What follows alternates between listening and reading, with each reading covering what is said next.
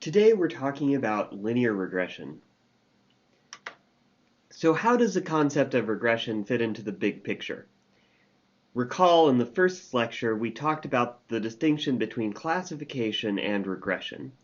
Classification gives you discrete outputs, and regression gives you continuous outputs. Today we're talking about regression.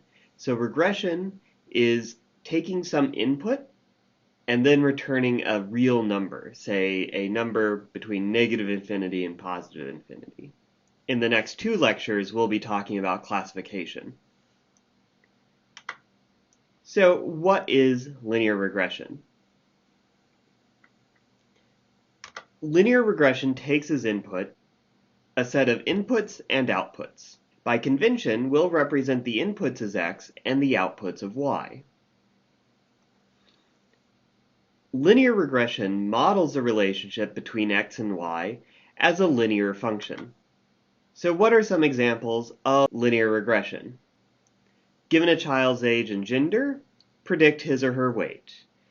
Given unemployment, inflation, numbers of wars, and economic growth, what will the president's approval rating be? Given a browsing history, how long will a user stay on a page? These are all very different problems, but the idea connecting them all is that you have some inputs that can be expressed as numbers, and the output is a real valued number. So height is some number between 0 and infinity. The president's approval rating is some number between 0 and 1. How long a user stays on a page will be some number of seconds between 0 and infinity. Mathematically, we express these as a linear relationship. We take a bunch of inputs, observations of pairing your input x and your output y, and given those inputs, we learn some function that goes from the x's to the predictions. While all of our pictures have been one-dimensional, there's only one x as input, oftentimes we want to have multiple inputs, a vector of inputs. So if we have a vector of dimension p, there are p different x's that form our input. So our function is a linear combination of all of these inputs multiplied by whatever function parameter beta we've learned for that input. When we have multiple dimensions of input, such as x1 and x2, the function that we're predicting, y, then becomes what's called a hyperplane. So we can no longer express the function as a single line. We now have to use the generalization of a line in multiple dimensions. While this is quite easy to express mathematically, it's very hard to draw. So our examples will be almost entirely one-dimensional examples. However, the intuitions you get from that extend to multiple dimensions. The inputs to a regression need not be raw observations, say x1, x2, and so on. They can be any function of the data, so you can transform your data by taking the log of the data or taking the cosine of the data. You can have indicators for discrete events. Does this person have US citizenship? 0 if no, 1 if yes. You can also combine variables by having interactions between them, say multiplying them together. Once you've created these new inputs, they're then treated as normal inputs to your linear regression. And because of this flexibility, this makes linear regression one of the most widely implemented regression techniques, and in general, one of the most widely used data mining algorithms. Now that we've talked about linear regression in general, let's talk about how we actually fit a linear regression to some observed data. So what does it mean to have a good linear fit of your data? Use this red line to represent the model that we've learned from our observations. There are an infinite number of lines that could go through this plane. So how do we know which line is good? What we do is we measure the distance between the data and the fitted line. This is called the residual sum of squares. The residual comes from taking our true observations, y, and subtracting off our guess, which is a linear function of our data. That's called the residual. Then we multiply that by itself. We square it. And then we add all of those together. So why do we square it? We square it because we want little errors to count far less than big errors. If we're off by a little bit, that's okay. If we're off by a lot, that's a problem. Given this objective, it's possible to mathematically work out what the beta should be given inputs of data. However, this is not a machine learning course, so we won't go over this. We'll just be using algorithms that give us these answers. So what about the problem of prediction? So recall you have some data set. From that data set, you find the regression coefficients. These coefficients define some line that has the minimum residual sum of squared errors. This line, defined by an equation, now allows you to predict. So let's say that you wanted to predict a y for a particular value of x. So you look on the x-axis for the point corresponding to the prediction you want to make, and then you find where on the line that input lies. You do this by plugging it into the equation. So you input for your x the value of x you want to predict for, then you plug in the math, you figure out where it lies on the line, and then you get a prediction. In the case of the equation, y equals 1 plus half of an x, you take your input x, multiply it by 0.5, and then add 1. And that gives you your prediction. Thus far, you'll notice that our analysis has not included any probabilities, but linear regression does have a probabilistic interpretation. The way that you interpret regression as a probabilistic problem is that you view that each observation y comes from a normal distribution whose mean is your prediction defined by the regression coefficients times your inputs x. And so minimizing your residual sum of squared errors is equivalent to maximizing the conditional likelihood. We'll see an example of this in class.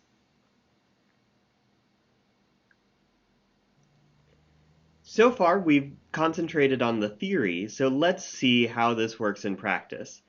This will be a quick run through and we'll get a lot more practice in class. Let's return to the Old Faithful dataset that is included with R. And we'll be predicting the time that we have to wait until the next eruption, given the duration of the current eruption. This is how you access the dataset, and now let's plot it. So here you see the current eruption time in minutes versus the waiting time in minutes. And this looks like it has a nice linear relationship. We can model this in Rattle by clicking on the Model tab, clicking on the Linear radio button, and then using the numeric option for a linear model. Underneath the hood, Rattle will execute the following linear model command that then gives you a formula in a linear form, y equals beta times x. Here, x is the eruption's duration. It gives you the form of the model and then the values that it found for the coefficients. Given a model, we can then add this to the plot of the data by drawing the line that the model gave us. When we view that, we can see that yes, it is indeed a good fit. We'll do more examples of this in class, including predictions. But before class, please try to fit the Old Faithful data on your own. If you have questions, ask about it on Piazza. The last thing that I want to talk about briefly is how do we control for the complexity of our regressions. I want to close by talking about an advanced concept. This will not be a required part of a homework, nor will it appear on the midterm exam. However, it is very important if you want to fit high-quality regressions. So if you're looking for a challenge, or if you want to do well on creating regressions, I encourage you to pay attention and to try out regularized regression. As your regression has more and more dimensions, it's possible for your regression to model almost all of your data perfectly. We can see this in 2 dimensions. If you only have 2 data points, and you only have 1 dimension, you can fit any data set perfectly. This is a problem in general. If you have a sufficiently complicated model, it can fit any data set perfectly. And over time, some very specific terms have been developed to account for these relationships between the model, the data, and the fit that you get from a model being applied to a particular set of data. There are 3 things that cause you to have errors in the models that you learn from data. The first is noise. The real world is messy, and sometimes there's inherent noise in your data that just prevents you from getting it exactly right. There's not much you can do about this. Because it's always there, you simply need to accept it. The other 2 factors that introduce error into your models are bias and variance. Bias comes in from having chosen the wrong model because it doesn't exactly fit your data. There's an old saying in statistics that all models are wrong, but some models are useful. No matter what model you're using, it's not going to perfectly represent your data. And so you have to make a choice somewhere, and that choice will introduce some bias. The final component that introduces error is variance. So variance is the error that you get because of the training sample you selected and any randomization in your algorithm. These 3 components combine to form the total error for a fit that you get from data.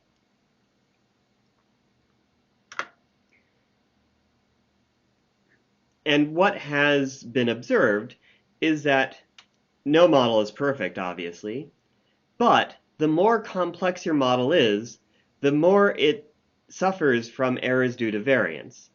So the end result is that you want to have a model that is not too complicated so that it has tons of variance, but you may also want to bias your model to prefer simpler solutions. Linear regression works well when you have lots of data compared to the number of dimensions.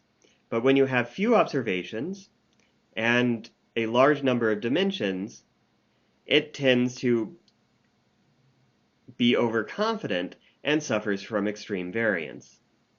To combat this, people have made the following observations. If you have a large number of covariates, you shouldn't trust all of them, and in fact, most of them should be 0.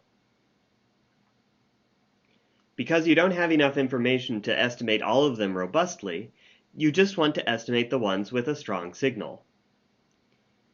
And if you focus your attention on a few of the coefficients of your regression model and set everything else to 0, you focus your attention on the things that will be useful. The intuition is that if you have thousands of coefficients that you need to learn, not all of them will be equally important. To see why this is the case, take a look at microarray expression data. You're trying to predict from genetic data which of the thousands of genes in a human genome will predict the outcome of a patient. And the problem here is that there are thousands and thousands of genes, but in most real-world data set, you only have hundreds of patients. And the intuition is that only a handful of genes should affect patient outcomes. So when you model this as a regression problem, each gene expression level is a continuous value. When you form this as a regression problem, each patient has thousands of genes at different expression levels from a biological experiment. Associated with each patient is a real valued outcome for that person, such as how long they spent in the hospital or how many years they lived after their first diagnosis. The goal of regression is to find the coefficients that, given the expression values, predicts the outcome of the patient. There are biological reasons and also intuitive reasons why you might believe that a handful of genes might be more important than others. Biologically, it would suggest that there are a few key genes that are linked to specific outcomes. And intuitively, it makes sense that if you make your problem simpler and only are fitting a much smaller number of coefficients means that you're more robust to random variations within your data set. Mathematically, the way that this is formulated is that you have your standard objective function where you want to minimize the residual sum of squared errors, but then you also add an additional penalty term to each of your coefficients. And what this says is that, okay, I want to get my predictions as close as possible to my observations, but I also don't want my coefficients to be very large. So how mathematically do we encourage most of the coefficients to be zero? We do this by changing the objective function that we choose. So we still want our predictions to be close to our actual data. So we still have something that looks like the residual sum of squared errors in our objective function. But what we also do is we add a penalty term for the coefficients. And this penalty term is added to our objective function. This penalty, so all else being equal, this penalty term says we prefer smaller betas and thus a simpler model. Typically what happens is that there's also a lambda term that weights this penalty. Low values mean that very few coefficients are near zero, but higher values mean that you place more importance on the penalty, and so more and more of your coefficients will be zero. An active line of research is to figure out what makes a good penalty function. Two very common penalty functions are to either take the absolute value of the coefficients, this corresponds to lasso regression, or taking the square of the coefficients, this is called ridge regression. Both of these are available through packages in R. There are different advantages and disadvantages for both of these regularization techniques. With ridge regression, most of the values are close to zero, but not exactly zero. There's still a closed form estimator, and it's relatively robust and changes in either x and y. In contrast, lasso has many coefficients being exactly zero. That's an advantage because this results in a more interpretable model. However, it's not very robust to changes in x and y, and there's not a closed form solution that gives you the coefficients from your data.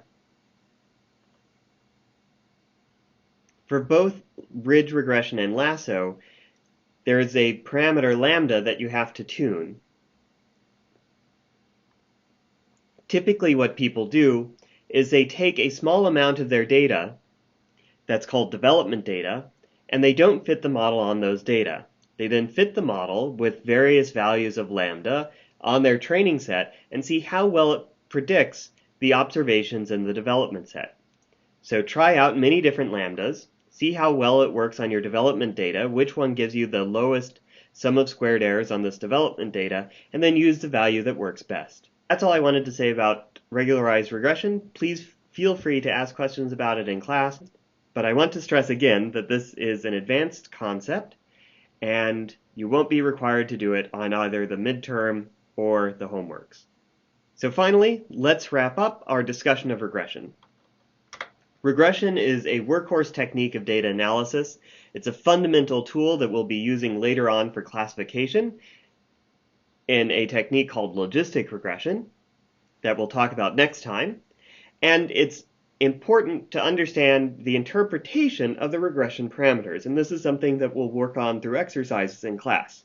We'll play with a newspaper dataset where you need to make predictions about what Sunday circulation for a newspaper would be based on their weekday circulation. And this will also help you build intuitions about what a good regression looks like. After that class, you should have everything that you need to do to complete homework number 2. And in homework number 2, you'll be using regression to predict home prices based on various features of the communities where the homes are being sold. Part of this assignment will require you to use the online competition site Kaggle, which is a common place for people to try out their data science skills online and to win fame and money. While linear regression will work fine, if you want to win the competition, I do encourage you to take a look at regularized regression because there are a lot of data here and also a lot of parameters. And regularized regression is an important tool for learning models that don't overfit on data like these. So before class, please take a look at homework 2 and see if you have any questions about that so we can discuss it there. See you then.